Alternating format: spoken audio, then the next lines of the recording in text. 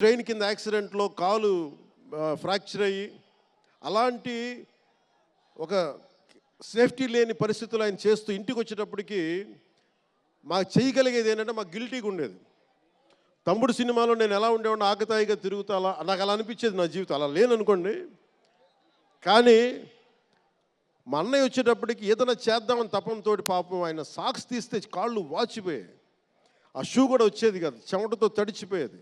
ఆయన షూలు తీసి ఆయన పాదాలు తుడిచి అది చేస్తే మాకు ఒక చిన్నపాటి ఉపశాంతి మాకు లభించేది. ఎందుకంటే ఇంత కష్టపడుతున్నాడు ఇంతమంది కోసం అనేది. అంటే అలాంటి కష్టాన్ని చూసి పెరిగాడు రామ్ చరణ్. అందుకే ఇది ఎందుకు ఆయన గురించి చెప్తున్నానంటే, మేము ఎప్పుడూ దీన్ని అహంకారంగా తీసుకోవాలి. మెగా అభిమానులు ఇలాంటి పదాలు మేము ఎందుకు మాట్లాడమంటే, ఇక్కడ అందరి హీరోల అభిమానులు ఉన్నారు. జూనియర్ ఎన్టీ, మీరు అందరు సినిమాలు చూస్తారు. రామ్ చరణ్ ఒక సినిమాని ఎక్కువ ఇంకొక హీరోని ఇష్టపడచ్చు, ఒక హీరోని ఎక్కువ ఇష్టపడచ్చు. జూనియర్ ఎన్టీఆర్ గారిని ఇష్టపడతారు, అల్లు అర్జున్ గారిని ఇష్టపడతారు, అలాగే ఒక ప్రభాస్ గారిని ఇష్టపడతారు. ఇంకా హీరోస్ పేర్లు అందరూ చెప్పి ఒకసారి మర్చిపోయి. ఘట్టంనేని మహేష్ గారిని ఇష్టపడతారు. అంటే నేను ఎందుకు అందరి హీరోల అందరి హీరోల అభిమానులని పేరు పేరున నేను సమయం తక్కువ ఎక్కువ మంచి అందరి హీరోలు పేరు పేరున చెప్తున్నాను. చిన్న చిత్తగా అట్లని చెప్పట్లా. ఎవరైనా సరే, ఏ స్థాయి హీరోలైనా సరే వారు ప్రత్యేకించి అభిమానులు ఉంటారు. నాని గారు ఉన్నారు, ఆయనకి ప్రత్యేకించి మా ఇంట్లో చాలామంది అభిమానులు ఉన్నారు. మా సిస్టర్ చాలా నచ్చుతారు మా చెల్లికి నాని గారి సినిమాలు. ఇలాగా మా ఇంట్లో అందరికి కూడా మా చిరంజీవి గారు మాకు నేర్పించింది ఒక హీరోని ద్వేషించే పని మాకు తెలియదు. మాకు చిన్నప్పటి నుంచి మా జీవితంలో కళమా తల్లి సాక్షిగా చెప్తున్నాం, ఎప్పుడు కూడా మా ఇంట్లో ఈ హీరో సినిమా పోవాలి, మేము ఉండాలి మా ఇంట్లో ఎప్పుడు లేదు. అసలు ఆ సంస్కృతి మా ఇంట్లో లేదు. అందుకు మేము అందరం బాగుండాలని కోరుకుంటాం. ఎందుకు బాగుండాలని కోరుకుంటామంటే, సర్వే జనం సుఖినో భవంతు అని చెప్పి మా నాన్న నేర్పించిన ఇది మాకు సంస్కృతి. అది మేమే బాగుండాలి, వాళ్ళు బాగుండకూడదు అనుకుంటే ఎకానమీ తిరగాలి, అందరి దగ్గర డబ్బులు ఉండాలి, అందరూ బాగుండాలని కోరుకుంటాం. అలాంటి పరిస్థితుల్లో అలాంటి వాతావరణంలో పెరిగాం. రామ్ చరణ్ అలాంటి వాతావరణంలో పెరిగిన వ్యక్తి. నాకు చాలా గర్వంగా ఉంటుంది, చాలా ఆనందంగా ఉంటుంది. అతని హార్స్ రైడింగ్ చూస్తే మటుకు నాకు చాలా అసూయ వస్తుంది. నాకు చాలా తక్కువ సందర్భాల్లో నాకు అసూయ వస్తాయి. మొన్న ఈ మధ్యన అరకుకి వెళ్ళినప్పుడు గిరిజన ప్రాంతాల్లో ఉన్న సోదరులను చూసి, ఆ పచ్చని చెట్ల మధ్య వాళ్ళ జీవన విధానాన్ని చూసి నాకు అసూయ వచ్చింది. అలాంటి అసూయ రామ్ చరణ్ని చూస్తే నాకు మగధీరలు అనిపించింది. ఎంత అద్భుతంగా చేస్తున్నాడు ఇతను. చిన్నప్పుడు నేను కూడా నేర్చుకొని ఉంటే, ఇలా ఇంట్లో కూర్చొని కాళ్ళు బారజాపుకొని కూర్చోకుండా, పుస్తకాలు కాకుండా ఇంకేదైనా చేస్తుంటే నేను ఇంత అద్భుతంగా చేసేవాడిని అనిపించేది. ఆ పట్టుదలతోటి నాకు హార్స్ రైడింగ్ నేర్చుకోలేదు జీవితంలో. ఇప్పుడు గబ్బర్ సింగ్ సినిమాకి నాకు హార్స్ రైడింగ్ పెట్టారు. అందరూ ఏమనుకున్నారంటే పవర్ స్టార్ అంటే అన్నీ వచ్చేసి అనుకున్నారు. నాకు తెలియదు అవన్నీ. హార్స్ రైడింగ్ అని చెప్పారు. ఓకే అని గుర్రం చూపించారు నాకు. అది కచ్ రాష్ట్రం గుజరాత్లో. గుర్రం దగ్గరికి వెళ్ళా. సార్ ఏం లేదు, దౌడు తీసుకుంటే గ్యాలప్ మీద వచ్చేయాలంటే ఓకే షూర్ అన్నాను, డెఫినెట్గా వచ్చేస్తానన్నా. కింద పడితే ఏమవుతానో నాకు తెలియదు. సార్ నాకు ఒకటి తెలుసు, తెగింపు తెలుసు. గుర్రం దగ్గరికి వెళ్ళి చెప్పా, దానికి చెవిలో చెప్పాను, నాకు హార్స్ రైడింగ్ రాదు. వీళ్ళందరూ నన్ను ఎక్స్పెక్ట్ చేస్తారు నేను చాలా గొప్ప హార్స్ రైడర్ అని. అంటే హీరో అంటే అన్నీ తెలియాలని అనుకుంటారు. నాకు తెలియదు హార్స్ రైడింగ్. దానికి ఒక పంచదార ముక్కను చిన్న క్యారెట్ పెట్టా, జాగ్రత్తగా తీసుకెళ్ళి నాకు వదిలేవాను. పాప ఆ గుర్రం అది నన్ను ఎంత అద్భుతంగా తీసుకెళ్ళిందంటే, అది మీరు చూసారు ఆ సీన్లో. నేను అందరినీ మోసం చేశాను ఆ సినిమాలో. నాకు హార్స్ రైడింగ్ రాకుండా సినిమా వరకే హార్స్ రైడింగ్ వచ్చినాయి కదా. అలాంటి అంటే నాకు ఇది మాకేంటంటే, మాకు సినిమాల్లో చూసినవన్నీ నాలాగా కాకుండా అన్నీ చాలా సుశిక్షితమైన ఒక నేర్చుకున్న వ్యక్తి ఇతను రామ్ చరణ్. ఒక డ్యాన్స్ కానీ, ఎక్కడో ఇంగ్లాండ్కి వెళ్ళి అక్కడ డ్యాన్స్ ఇన్స్టిట్యూషన్స్లో డ్యాన్స్ ఇన్స్టిట్యూషన్స్లో డ్యాన్స్ నేర్చుకొని ఇవన్నీ వచ్చిన వ్యక్తి. అలాగే ఈ సినిమా ప్రత్యేకించి చాలా సోషల్ మెసేజ్ ఉన్న సినిమా నాకు అర్థమవుతోంది. పొద్దున్నే ట్రైలర్ చూశాను, గేమ్ చేంజర్ ట్రైలర్. చాలా అద్భుతంగా ఉంది, చాలా బాగా ఆడుతుంది అని చెప్పి మనస్ఫూర్తిగా అందరికీ అభినందనలు తెలియజేసుకుంటూ,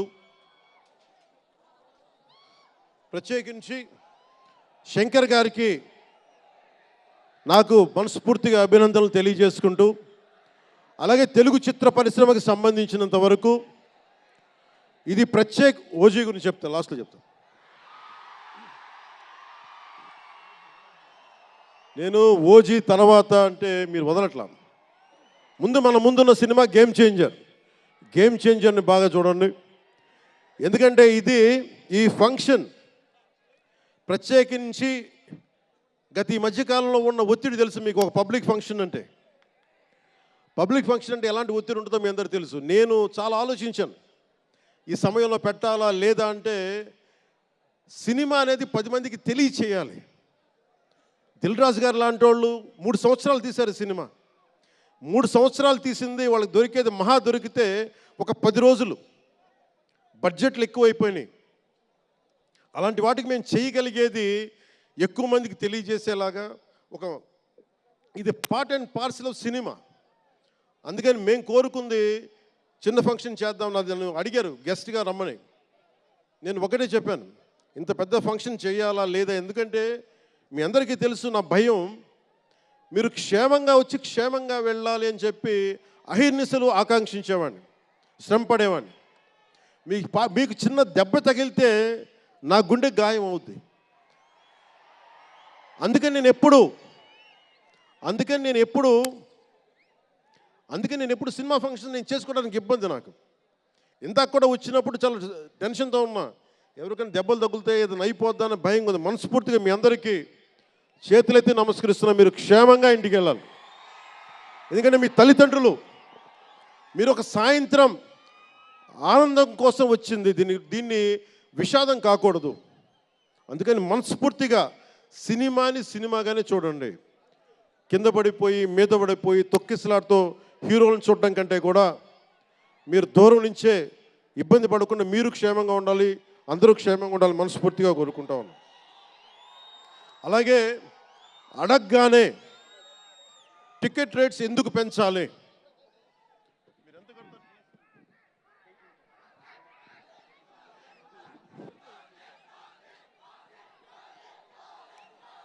టికెట్ రేట్స్ ఎందుకు పెంచాలి అని చాలామంది అడుగుతూ ఉంటారు.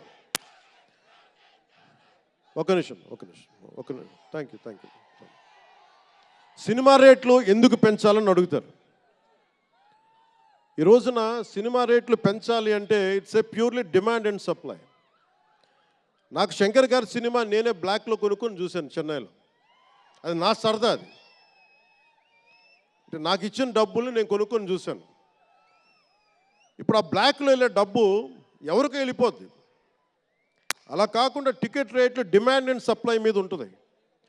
అలాంటి డబ్బులు పెరిగితే మీరు ఇష్టపడి మీ హీరోకో ఏదో ఇష్టమైన సినిమాకో మొదటి రోజే చూడాలనుకుంటారు. That's a demand.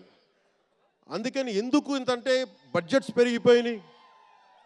Telugu cinema మొత్తం ప్రపంచపరంగా వెళ్తూ ఉన్నాయి. దీనికి డబ్బులు కావాలి అంటే పెట్టుబడులు కావాలి, మార్కెట్స్ పెరిగినాయి.